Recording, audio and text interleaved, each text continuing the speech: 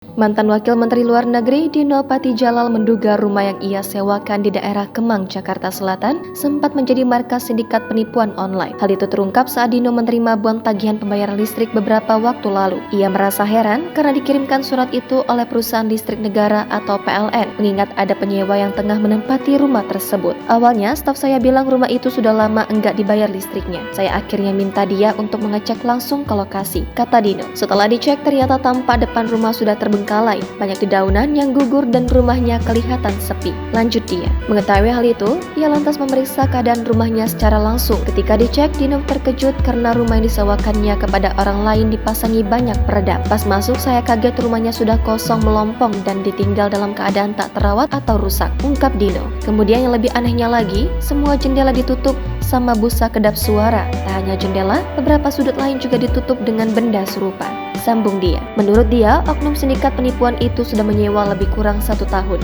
Mereka pergi meninggalkan rumah Dino sebelum masa kontraknya habis. Sindikat ini diketahui sudah pergi sejak 3 bulan lalu. Sudah 1 tahun, tapi mereka pergi saja, sewanya masih 6 bulan lagi sebetulnya. Jadi mereka sudah kabur 3 bulan lalu, terang Dino. Lewat akun Instagramnya, Dino juga mengunggah temuan produk-produk, salah satunya rokok dan obat herbal berbahasa Mandarin. Ia juga menunjukkan puluhan kasur yang ditumpuk. Hal itu menandakan ada banyak anggota sindikat yang tinggal di rumah Dino. Selain ada puluhan kasur, di rumah tersebut juga ditemukan puluhan bilik meja yang disusun layaknya sebuah kantor. Dino melaporkan adanya dugaan sindikat penipuan online yang menyalahgunakan rumahnya. Ia membuat laporan itu ke Polres Metro Jakarta Selatan pada Sabtu 26 Agustus.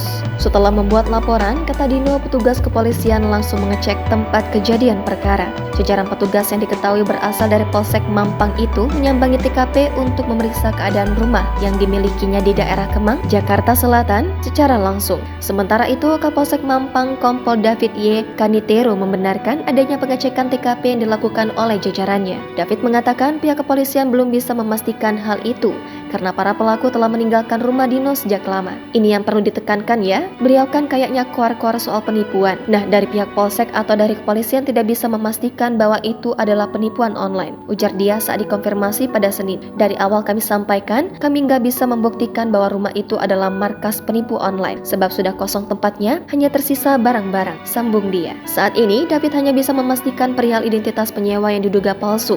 Ia menyebut KTP penyewa rumah Dino tak terdaftar di dalam sistem kependudukan dan pencatatan sipil. Ada dugaan pemalsuan KTP oleh penyewa. KTP itu tidak terdaftar di Dukcapil saat kami cek, tapi kami masih terus dalami, ungkap dia. Jangan lupa subscribe, share, komen, dan like ya.